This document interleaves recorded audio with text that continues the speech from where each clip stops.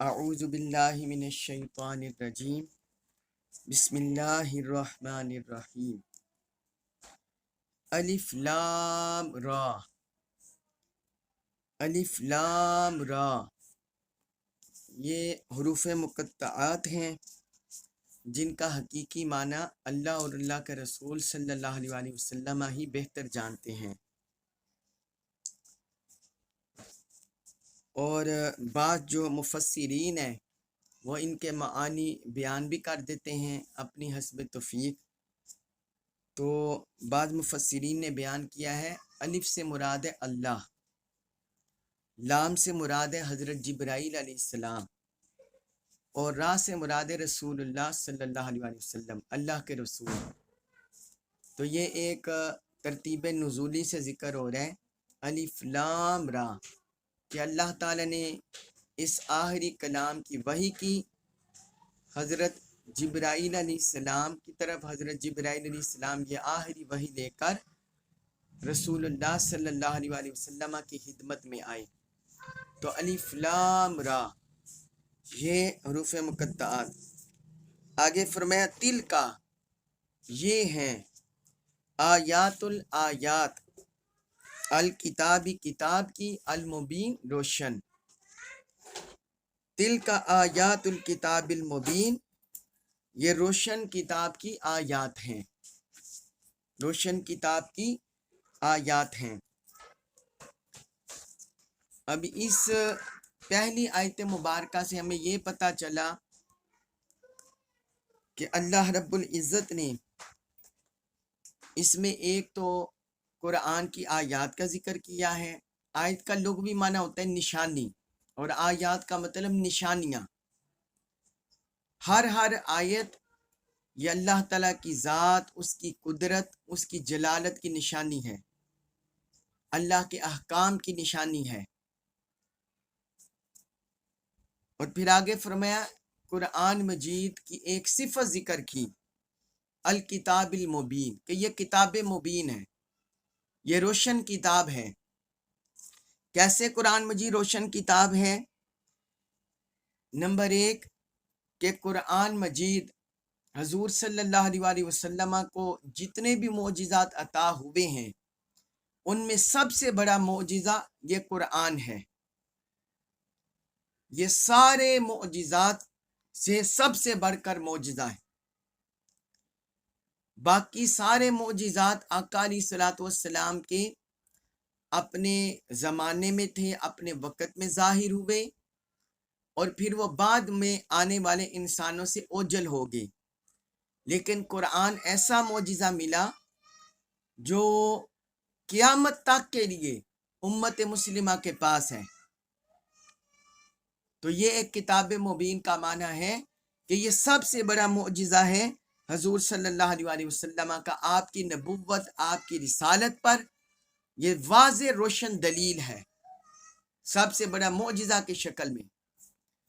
اور دوسرا کتاب مبین کا یہ معنی ہے کہ اس میں ہدایت کی بڑی واضح تعلیمات ہیں، روشن تعلیمات ہیں، روشن راستے ہیں، ہدایت کے روشن راستے ہیں، کہ بندہ جس بھی جہت سے ہو، دنیا میں اس کا کوئی سا بھی منصب ہو، وہ والدین کی حیثیت سے ہو، اولاد کی حیثیت سے ہو،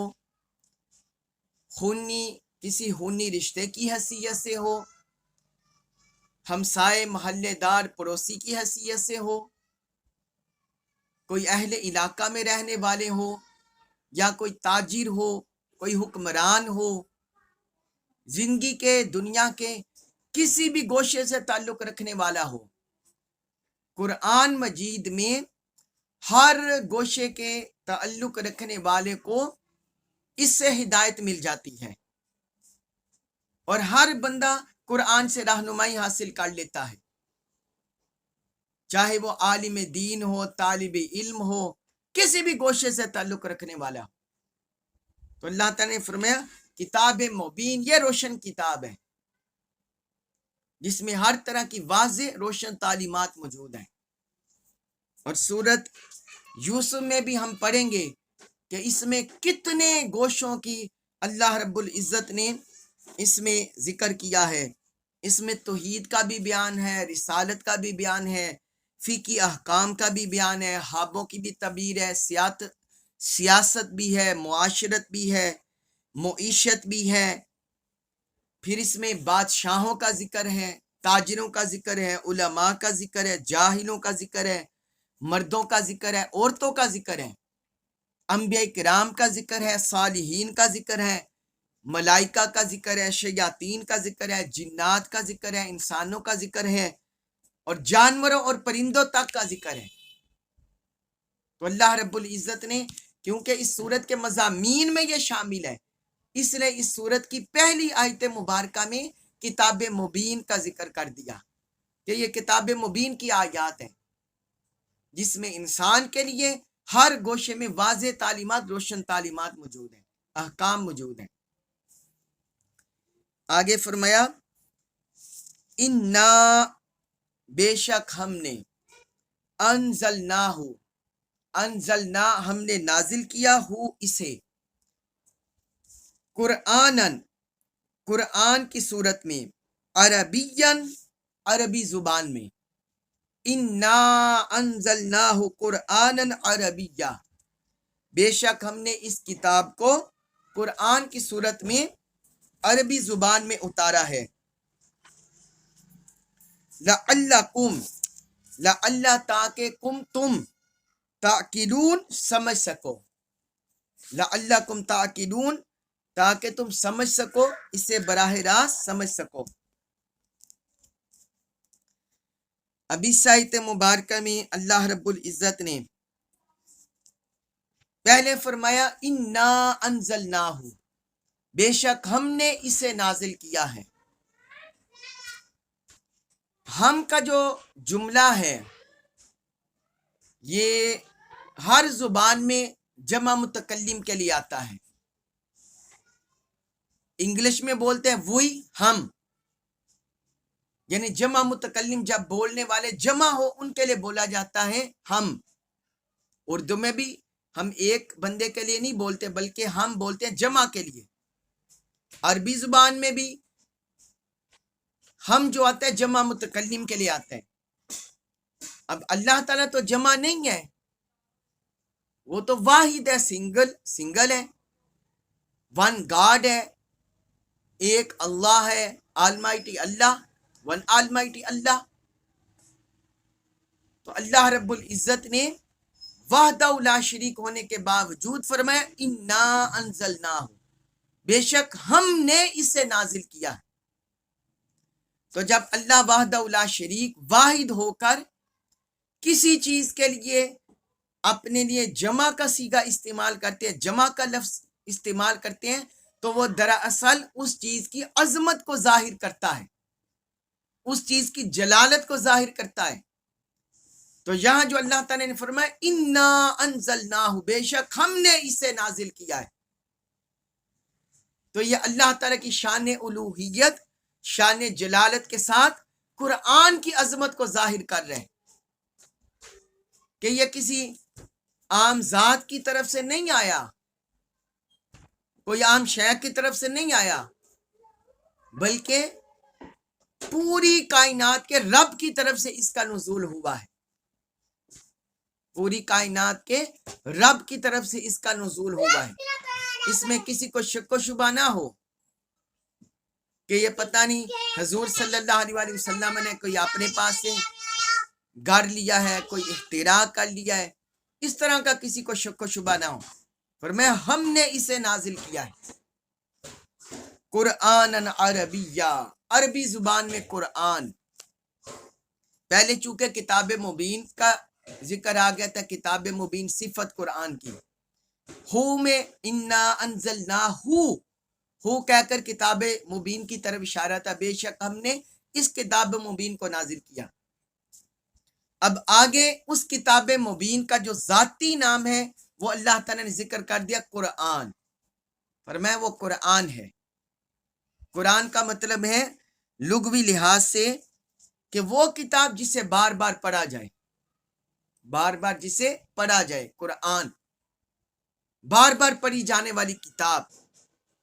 فرمایا یہ قرآن ہے جسے ہم نے نازل کیا ہے، اور کس زبان میں؟ آگے فرمایا عربین، عربی زبان میں۔ اللہ رب العزت کی یہ سنت رہی ہے کہ اللہ تعالیٰ نے جتنے بھی انبیاء کرام کو دنیا میں بھیجا، ہر امت کی جو زبان تھی اسی زبان میں انہی کے اندر میں سے اپنے رسول، اپنے نبی کو چنا۔ اگر کسی قوم کی عبرانی زبان تھی تو اللہ رب العزت نے عبرانی زبان میں سے انبیاء کرام کا انتخاب کیا۔ کسی کی سریانی زبان تھی، اللہ تعالیٰ نے ان میں سے انتخاب کیا۔ یعنی جیسے جیسے ماضی میں زبانیں تھی، اللہ تعالیٰ نے ویسے ہی انبیاء کرام کو چنا، اور اسی زبان میں ان پر کتابیں اتری، اسی زبان میں اتری۔ تو حضور صلی اللہ علیہ وسلم کی بعثت چونکہ عالم عرب میں ہوئی تھی، اہل مکہ میں، عالم عرب میں، اور وہ عربی زبان بولنے والے تھے، پڑھنے والے تھے، سیکھنے والے تھے، اس لیے قرآن کو بھی عربی زبان میں اتارا۔ تو اس سے ہمیں پتا چلا کہ کمیونیکیشن کے لیے جو لینگویج ہے اس کا کس قدر عمل دخل ہوتا ہے۔ جتنا زیادہ کسی مبلغ، مرد و زن یا داعی، جتنا زیادہ اس کا کمیونیکیشن زبان کے لحاظ سے ہوگا اپنے مخاطبین، حاضرین، سامعین کے ساتھ، کہ جیسی وہ زبان جانتے ہیں اسی زبان میں کلام کریں، اسی زبان میں گفتگو کریں، تو وہ زیادہ پر اثر ہوتا ہے، زیادہ تاثیر ہوتی ہے۔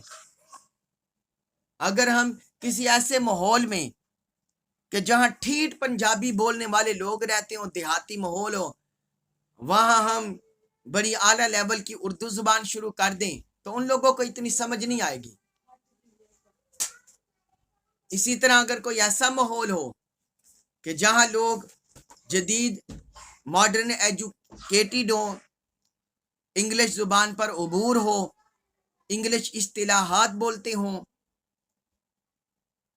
اور انگلش اس طرح ان کا وضاحت ہو، تو وہاں زیادہ سوٹیبل ہوگا کہ وہاں انگلش زبان میں بات کریں۔ مثلا ویسٹرن کنٹریز آ گئی، یا پاکستان میں پوش ایریاز آ گئے، تو وہاں انگلش کو بھی ساتھ رکھنا ضروری ہوتا ہے۔ قومی زبان تو اردو چلے گی، ساتھ انگلش کی ٹرمز بھی ہوگی، وہ زیادہ ان کو اپیل کرے گی۔ یا اللہ رب العزت نے ایک فطری طور پر انسان کی فطرت کے مطابق جیسی زبان تھی ویسے ہی اسی زبان میں سے انبیاء کرام کو چنا، اور اسی زبان میں کتاب اتاری، اپنی وحی کو نازل کیا۔ تو فرمایا یہ قرآن عربی زبان میں ہے۔ آگے دیکھیں اس کا سبب بھی ذکر کر دیا، لعلکم تعقلون، تاکہ تم سمجھ سکو۔ یہ ہے زبان کا اور عقل و شعور کا گہرا تعلق، کہ اگر زبان حاضرین سامعین کے مطابق ہوگی، ویورز کے مطابق ہوگی، تو وہ اچھی طرح فالو کر سکیں گے، پک کر سکیں گے۔ اس لیے اللہ رب العزت نے فرمایا یہ اس لیے کیا تاکہ تم سمجھ سکو، اور تمہیں کوئی ابہام نہ رہے اور کوئی مشکل نہ رہے۔ آگے فرمایا سورہ یوسف آیت نمبر 3 میں، نحنو، ہم، نقصو، بیان کرتے ہیں، علیکا، آپ پر، یعنی آپ سے، احسن القصص، احسن بہترین، القصص قصہ، نحن نقصو علیک احسن القصص، اے حبیب ہم آپ سے ایک بہترین قصہ بیان کرتے ہیں، بما، اس کے ذریعے، اوحینا، جسے ہم نے وحی کیا، الیکا، الی طرف کا آپ کے، ھذا یہ، القرآن قرآن، بما اوحینا الیک ھذا القرآن، اس قرآن کے ذریعے جسے ہم نے آپ کی طرف وحی کیا ہے، وَإِن، اگرچہ، کنتا، آپ تھے، من سے قبلی پہلے ہی اس سے، لمنل سے ان میں سے، الغافلین بے خبر، وَإِن كُنْتَ مِن قَبْلِهِ لَمِنَ الْغَافِلِينَ اگرچہ آپ اس سے قبل اس قصہ سے بے خبر تھے۔ اب اس آیت مبارکہ میں اللہ رب العزت نے اس صورت میں ذکر ہونے والے قصہ واقعہ کا ذکر کیا ہے، اور وہ قصہ کس نوعیت کا ہے، اس کی اتھینٹسٹی کیا ہے، اور اس کی پرامیننٹ کیا ہے، اس کا ذکر کیا اللہ رب العزت نے۔ اس کا آغاز بھی اللہ تعالیٰ نے فرمایا نحنو، ہم، جس طرح پیچھے فرمایا تھا انا، بے شک ہم نے، انزلناہ، ہم نے اسے نازل کیا۔ تو یہاں اللہ تعالیٰ نے اپنی جلالت، اپنی عظمت، اپنی بزرگی، وہی کلام کا ملحوظ رکھا ہے۔ فرمایا نحنو، ہم نے، نقص علیک احسن القصص، ہم آپ کو بہترین قصہ، بہترین واقعہ آپ سے بیان کرتے ہیں۔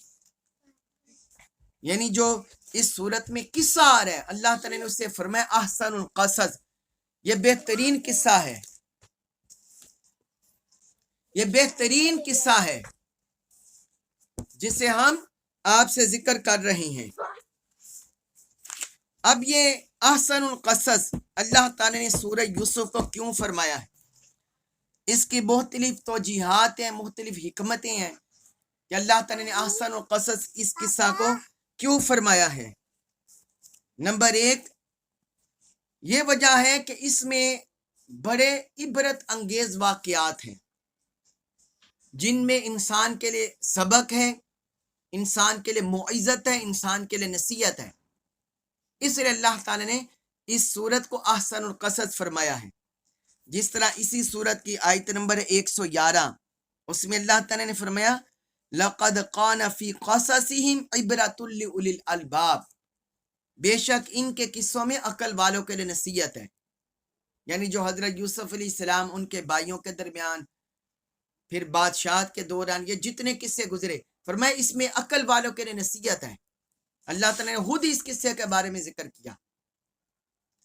پھر دوسری حکمت یہ ہے احسن القصص، وجہ وہ یہ بھی ہے کہ حضرت یوسف علیہ السلام کے بھائی انہیں کتنا تنگ کرتے رہے، ان کے خلاف کتنی دشمنی مول لی، مگر اس کے باوجود حضرت یوسف علیہ السلام نے ان سے کیسا حسن سلوک کیا، اعلیٰ عرفہ حسن سلوک، جو اس قصے کا احسن ہے انجام، کہ انہوں نے فرمایا جاؤ میں نے تم سب کو معاف کر دیا، لا تثریب علیکم اليوم، آج کے دن تم پر کوئی ملامت نہیں۔ سورہ یوسف آیت نمبر 92 میں فرما دیا۔ تو اس وجہ سے بھی یہ احسن القصص ہے۔ پھر تیسرا، اس میں ائمہ نے ایک بڑا اہم اور پہلو بھی ذکر کیا کہ احسن القصص اسے کیوں فرمایا گیا۔ فرمایا اس میں ایک یہ بھی وجہ ہے کہ جتنے بھی لوگوں کا اس میں ذکر ہوا ہے ان کا انجام بالآخر بہترین ہوا ہے، یعنی انجام ان کا حسن انجام ہوا ہے، بہترین انجام ہوا ہے۔ چاہے شروع میں ان کا کردار گھٹیا تھا، یا حسیس پہلو شامل تھا، یا ادنا کردار تھا، لیکن جو انجام میں کار ہے وہ ہر ایک کا بہترین ہوا ہے۔ جس طرح حضرت یوسف علیہ السلام کے ساتھ جو سلوک ہوا شروع میں، اور پھر دیکھیں وہ کیسے بتدریج بلندیوں پر چلتے چلے گئے۔ پھر حضرت یوسف علیہ السلام کے والدین، پھر ان کے بھائی، وہ بھی بالآخر نیک ہو گئے، ساری سازشیں انہوں نے چھوڑ دی۔ پھر عزیز مصر کی بیوی زلیخا، جس نے وہ برائی کرنا چاہی، وہ بھی بالآخر نیکوکار ہو گئی۔ پھر بادشاہ بھی حضرت یوسف علیہ السلام کا قائل ہو گیا۔ یعنی اس صورت میں جتنے بھی کردار ہیں بالآخر جو ان کا نتیجہ ہے وہ نیک انجام تک ہوتا ہے، اس لیے بھی اسے احسن القصص فرمایا گیا۔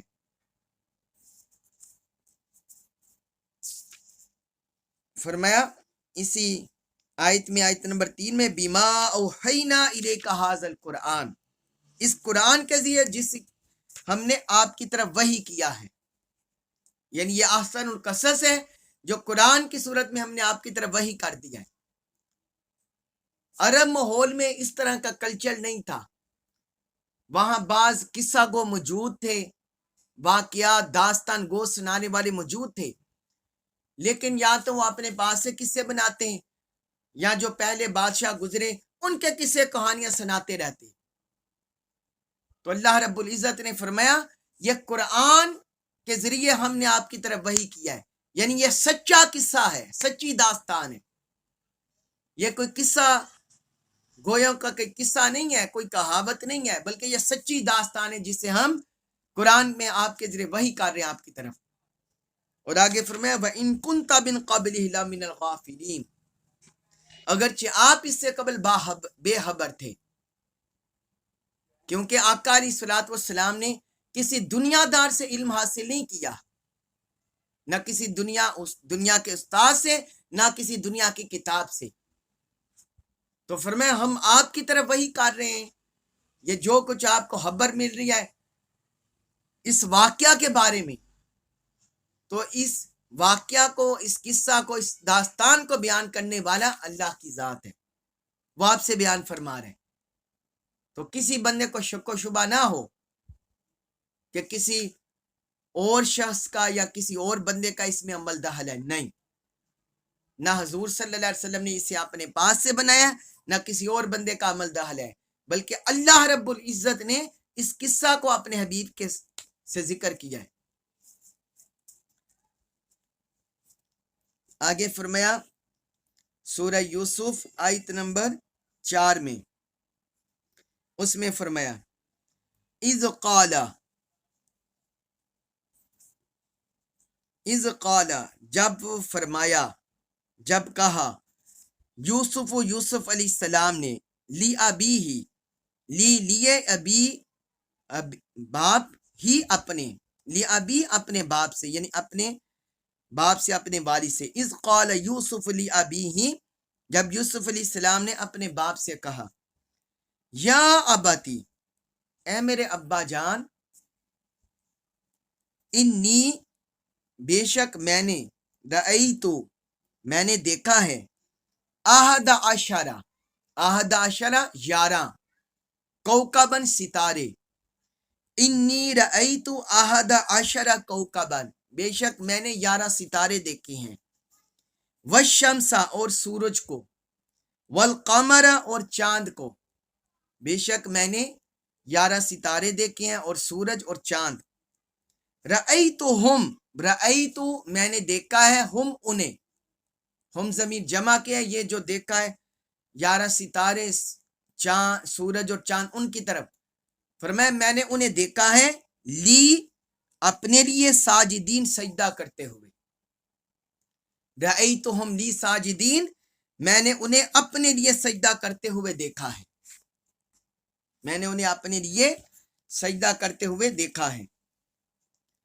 اب اس آیت مبارکہ میں حضرت یوسف علیہ السلام کا خواب ذکر ہے، حضرت یوسف علیہ السلام کا خواب ذکر ہے۔ انہوں نے فرمایا، اب یہ دیکھیں، اس سے پہلی بات ہمیں یہ پتہ چلی، اس قال یوسف لی ابیہ یا ابتی، جب حضرت یوسف علیہ السلام نے اپنے باپ سے فرمایا اے میرے ابا جان، تو اس سے ہمیں پہلا جو درس ملتا ہے کہ باپ اور بیٹے کے درمیان محبت والا رشتہ ہونا چاہیے، باپ بیٹے پر حاکمیت کی طرح رشتہ قائم نہ کرے، بیٹے کے ساتھ جاہ و جلال والا رشتہ قائم نہ کرے، اگر وہ حاکمیت کی طرح جاہ و جلال والا، دہشت والا، اگر اس طرح رشتہ اپنے بچے سے رکھے گا، حضرت یوسف علیہ السلام کی اس وقت عمر کوئی بڑی نہیں تھی، وہ چھوٹی عمر کے تھے، کم سن تھے، چھوٹی عمر کے تھے، نوحیز جوان تھے، ابھی صحیح جوان بھی کامل نہیں تھے، اس وقت بعض مفسرین نے لکھا ہے اس وقت ان کی عمر 12 سال تھی، 12 سال کی عمر۔ اگر ان کے والد صاحب کوئی جلالی ہوتے، اپنے بچوں کے ساتھ کوئی جلالی رشتہ ہوتا، تو وہ کبھی اپنے والد کو یہ ہاں بھی بیان نہ کرتے، پھر تو بچہ سہما ہوا ہوتا ہے، وہ ڈرا ہوا ہوتا ہے۔ تو یہ دیکھیں پدری شفقت ضرور ہونی چاہیے۔ یہ ہمیں ان الفاظ سے پہلا درس مل رہا ہے کہ وہ چھوٹی سی عمر کے ہیں اور اتنا بڑا خواب انہوں نے دیکھا ہے، وہ جھجکے نہیں، اپنے والد سے محبت سے ادب سے انہوں نے والد کے خواب گوش گزار کر دیا۔ فرماتی ہیں میں نے انی رأیت احد عشر کوکبا والشمس والقمر، میں نے 11 ستاروں کو، سورج اور چاند کو دیکھا ہے۔ رأیتہم لی ساجدین، میں نے انہیں دیکھا ہے اپنے لیے سجدہ کرتے ہوئے۔ اب یہ دیکھیں، یہ ہم سب کو پتا ہے کہ زمین پر اترتے ہوئے ہم نے ستاروں کو سجدہ کرتے ہوئے نہیں دیکھا، آنکھوں سے کسی نے نہیں دیکھا، نہ ہم دیکھتے ہیں۔ اسی طرح سورج کو بھی ہم اپنی نگاہ سے نہیں دیکھتے، چاند کو بھی نہیں دیکھتے۔ تو یہ الفاظ بتا رہے ہیں کہ جو حضرت یوسف علیہ السلام نے 11 ستاروں کو، سورج اور چاند کو سجدہ کرتے ہوئے دیکھا، وہ دراصل انہوں نے خواب دیکھا، انہوں نے خواب دیکھا، جس کا وہ آگے ذکر بھی آ رہا ہے آیت نمبر 5 میں، اگلی آیت میں، کہ حضرت یعقوب علیہ السلام نے، ان کے والد حضرت یعقوب علیہ السلام، انہوں نے فرمایا اے میرے بیٹا لا تقصد رؤیا کا، تم اپنا خواب ذکر نہ کرنا، اللہ باتک، اپنے بھائیوں کا، اپنے بھائیوں کے سامنے اپنا خواب ذکر نہ کرنا۔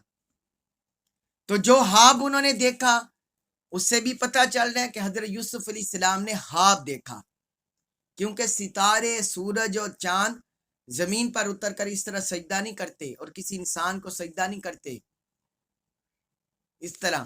تو یہ دراصل وہ خواب اپنا ذکر کر رہے تھے، یہ ہمیں الفاظ سے بھی سمجھ آ گیا۔ اب یہ سجدے کی کیا تعبیر ہے وہ آگے بھی تفصیل سے اینڈ پر ذکر آئے گا جو تعبیر ہوئی، لیکن اس کی تعبیر یہ ہے کہ وہ حضرت یوسف علیہ السلام کے سامنے تواضع سے جھک جائیں گے، تواضع سے، انکساری سے، عاجزی سے حضرت یوسف علیہ السلام کے سامنے جھک جائیں گے، حضرت یوسف علیہ السلام کے سامنے عاجزی، تواضع، انکساری ظاہر کریں گے، اور حضرت یوسف علیہ السلام کی ایک اخلاقی، روحانی، نبوی برتری واضح ہوگی، سامنے آئے گی۔ یہ ابھی اس کا میں نے موٹا موٹا اس کی تعبیر آپ کو ذکر کر دی، اور میں نے عرض کر دیا کہ حضرت یوسف علیہ السلام نے یہ 12 سال کی عمر میں خواب دیکھا، اور اس کی تعبیر مکمل ہونے میں بعض روایات کے مطابق 40 سال اور بعض روایات کے مطابق 80 سال کا عرصہ لگا اس کی تعبیر ظاہر ہونے میں۔ اب یہاں میں آپ کو کچھ خواب کے بارے میں بتانا چاہتا ہوں اور خواب کی اقسام کے بارے میں۔ خواب کہتے ہیں کہ اللہ تعالیٰ کسی بھی سوئے ہوئے انسان کے دل میں جو ادراکات، احساسات پیدا کرتا ہے انہیں خواب بولتے ہیں۔ انسان سویا ہوا ہو، حواس ظاہری سے اس کا اتصال نہ ہو، اس کی آنکھیں بند ہوں، اعضاء ڈھیلے پڑ جائیں، اسے بولتے ہیں نیند کی حالت۔ تو اس میں جو انسان کے ذہن میں ادراکات، احساسات چلتے ہیں اسے بولتے ہیں خواب۔ خواب کی مختلف اقسام ہیں، 7 اقسام ہیں خواب کی، 7 اقسام، وہ آپ لکھ لیں۔ پہلی قسم ہے خواب کی کہ بعض اوقات انسان کو خواب میں بے ربط اور خلاف واقع چیزیں نظر آتی ہیں جو لائق توجہ نہیں ہوتی، یعنی بے ربط چیزیں نظر آتی ہیں جن کا حقیقی زندگی سے تعلق نہیں ہوتا۔ مثلا کسی انسان نے خواب میں دیکھ لیا کہ آسمان میں درخت اگا ہوا ہے یا زمین میں ستارے طلوع ہو رہے ہیں، اس طرح کی چیزیں دیکھ لی اس نے۔ خواب کی یہ ایک قسم ہوتی ہے بے ربط چیزیں انسان کو نظر آتی ہیں جن کا حقیقت سے تعلق نہیں ہوتا۔ اسے بولتے ہیں ادغاس احلام، ازغاس احلام یعنی خواب پریشان خواب۔ اور بعض اوقات جو اطباء ڈاکٹر کہتے ہیں کہ یہ ہاضمہ اگر ٹھیک نہ ہو یا بلڈ پریشر ہو تو اس وجہ سے بھی یہ پریشان خواب انسان کو نظر آتے ہیں۔ یہ پہلی قسم ہے۔ دوسری قسم ہے کہ بعض اوقات انسان کچھ چیزیں سوچتا ہے یا کچھ اس کی خواہشیں ہوتی ہیں، وہ اس کو خواب میں نظر آتی ہیں۔ یہ بعد میں آپ کو میں لکھ دیتا ہوں، بعد میں لکھ دوں گا۔ یعنی کچھ خواہشیں انسان کے ذہن میں دل میں پیدا ہوتی ہیں یا کوئی چیزیں پیدا ہوتی ہیں، کچھ سوچتا ہے تو وہ خواب میں نظر آتی ہیں۔ مثلا کوئی بھوکا شخص ہے، اس کا دل کرتا ہے کہ میں کوئی کمال درجے کی چکن بریانی کھاؤں، کوئی کراچی بریانی یا کوئی روسٹ گوشت، کوئی مسلم گوشت، کوئی فرائی فش، کوئی اس طرح کی چیزیں، تو وہ اس کو خواب میں نظر آ جاتی ہیں۔ کوئی مشروبات کا طلبگار ہوتا ہے، اس کو نظر آ جاتی ہیں۔ کسی کا کوئی دنیاوی محبوب ہوتا ہے، اس کی طرف خیال ہوتا ہے، وہ اسے نظر آ جاتے ہیں۔ تو اس قسم کے خواب یہ نفس کے وسوسے ہوتے ہیں، نفس کے خیالات ہوتے ہیں اس قسم کے خواب۔ تیسری خواب کی قسم ہے کہ بعض اوقات کوئی سونے والا شخص، کوئی شخص سو رہا ہوتا ہے، اس کے ساتھ کچھ ایسا عمل، وہ کسی ایسی جگہ سویا ہوتا ہے کہ کوئی سونے کی حالت میں کوئی ایسا عمل ہو رہا ہوتا ہے جو اسے خواب میں اور شکل دکھائی دے رہی ہوتی ہے۔ مثلا کسی بندے نے اپنے اوپر کمبل لے کر سو رہا ہے یا رضائی لے کر، اب اس نے آپ کو بڑا ڈانپا ہوا ہے، تو بعض اوقات ایسا ہوتا ہے اس سے زیادہ ڈانپنے کی وجہ سے اس کا گلا گھٹنے لگتا ہے، تو اسے خواب میں یوں لگتا ہے جیسے کوئی اس کا گلا گھونٹ رہا ہے۔ اور بعض اوقات ایسا ہوتا ہے کوئی انسان کھڑکی کے پاس سویا ہوتا ہے یا چھت پر سویا ہوتا ہے، بارش ہوتی ہے، قطرے پڑتے ہیں، تو وہ یہ محسوس کرتے ہیں گویا کہ وہ کسی میدان میں ہے اور وہاں یہاں کوئی اس سے کوئی چیز، کوئی پتھر، کوئی کنکر، کوئی چیز اسے لگ رہی ہے، اس طرح سے محسوس ہوتا ہے۔ تو اس قسم کے خواب محسوسات کا اثر، اس قسم کے خوابوں کو بولتے ہیں محسوسات کا اثر، کہ جو حواس محسوس کرتے ہیں چیزیں، وہ خواب کی شکل میں دکھائی دیتی ہیں۔ چوتھے قسم کے خواب ہوتے ہیں کہ انسان کے ذہن میں غیر شعوری خواہشیں ہوتی ہیں، غیر شعوری خواہشیں، یعنی وہ اگر اس کے اختیار میں بھی ہو، کرنا نہیں چاہے گا بظاہر دنیا میں، لیکن اس کے احساسات میں چھپی ہوتی ہیں غیر شعوری طور پر، تو وہ خواب کی حالت میں اسے نظر آتی ہیں۔ مثلا کسی بندے کو اپنے والد پر بڑا غصہ ہو، معاذ اللہ استغفر اللہ، تو وہ خواب میں مارنا شروع کر دے اپنے باپ کو، والد کو۔ یا کسی جوان بیٹے پر بڑا غصہ ہو، وہ خواب میں اسے مارنا شروع کر دے۔ تو اس طرح کی چیزیں ہوتی ہیں۔ یا کسی ظالم بادشاہ سے، کرپٹ حکمران سے وہ اسے ناپسند کرتا ہو، اسے خواب میں قتل کرنا شروع کر دے، یا کسی سانپ بچھو کو مارنا شروع کر دے۔ تو اس طرح کے خواب ہوتے ہیں جو اشارے کنائے میں ظاہر ہوتے ہیں، اشارے کنائے میں ظاہر ہوتے ہیں۔ پانچواں خواب ہوتا ہے نیک شخص کا اچھا خواب، نیک شخص کا اچھا خواب، جس کے بارے میں حضور صلی اللہ علیہ وسلم نے فرمایا نیک شخص کا اچھا خواب نبوت کے 46 اجزاء میں سے ایک جز ہے۔ نیک صالح بندہ کوئی اچھا خواب دے کے فرمایا وہ نبوت کے 46 اجزاء میں سے ایک جز ہے۔ یہ صحیح البخاری میں حدیث ہے، حدیث نمبر 6983۔ تو اس طرح کے جو خواب ہیں ان میں مشکل حقائق منکشف ہوتے ہیں۔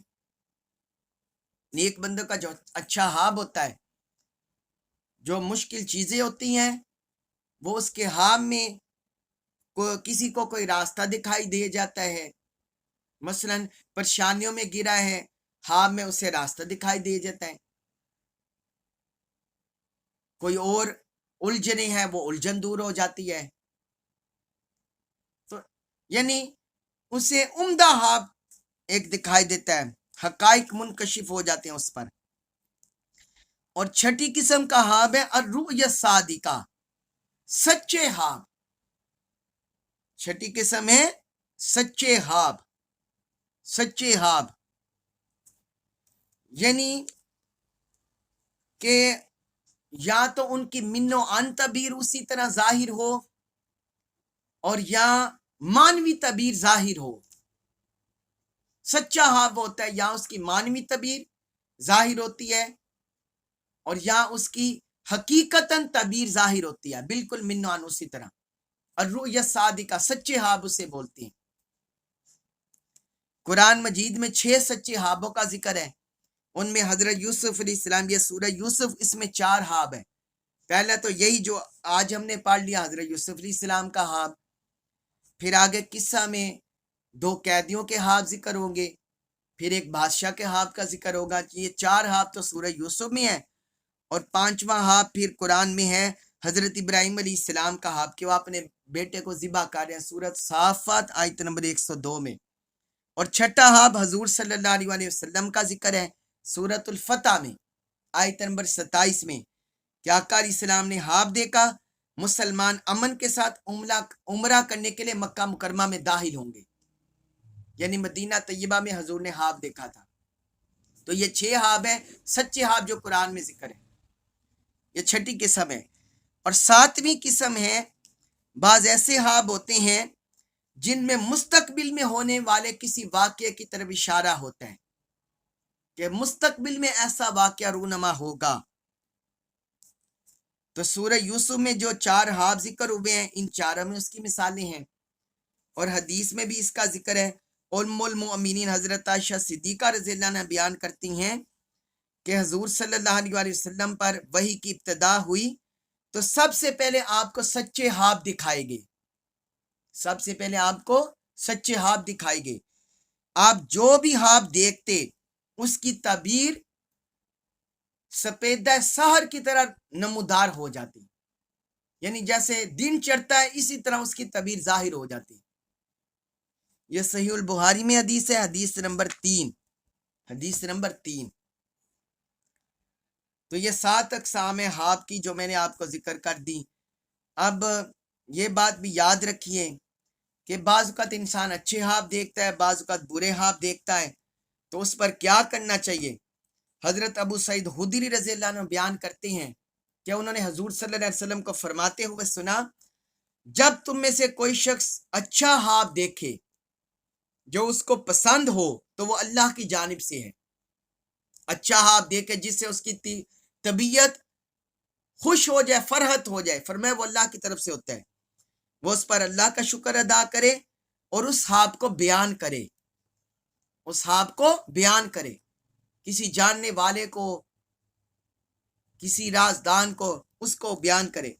और जब वो कोई नापसंदीदा ख्वाब देखे तो वो शैतान की तरफ से, यानी जिसमें इंसान को परेशानी हो जाए तो वो फरमाया वो शैतान की तरफ से होता है।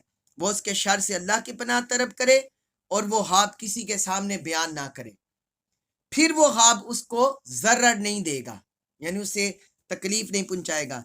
यह सहीहुल बुखारी में हदीस है, हदीस नंबर 6948।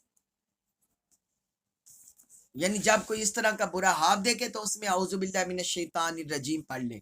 और एक हदीस में हुजूर ने यह भी फरमाया कि औज़ु बिल्लाहि मिनश शैतानिर रजीम, शैतान से पनाह मांग कर अपनी बाएं जानिब 3 मरतबा थूक ले, बाएं जानिब 3 मरतबा थूक ले, तो तब भी वो ख्वाब उसे ज़रर नहीं पहुंचाएगा। ये भी सहीहुल बुखारी में हदीस है, हदीस नंबर 6995। तो ये सारी तफसील है ख्वाब के बारे में, उसकी अक़साम के बारे में, अच्छे और बुरे ख्वाब के बारे में। अल्लाह तबारक व तआला से दुआ है कि जो कुछ हमने इस सूरह मुबारका के आगाज़ में पढ़ा है, कुरान की अज़मत, अल्लाह की जलालत, अल्लाह की बुज़ुर्गी, हज़रत यूसुफ अलैहिस्सलाम के ख्वाब के बारे में, अल्लाह तबारक व तआला हमें इसकी कामिल मारिफत नसीब फरमाए। قرآن مجید کا کامل فہم نصیب فرمائے اور اس پر عمل پیرا ہونے کی توفیق عطا فرمائے۔ وما علیہ الا البلاغ المبین۔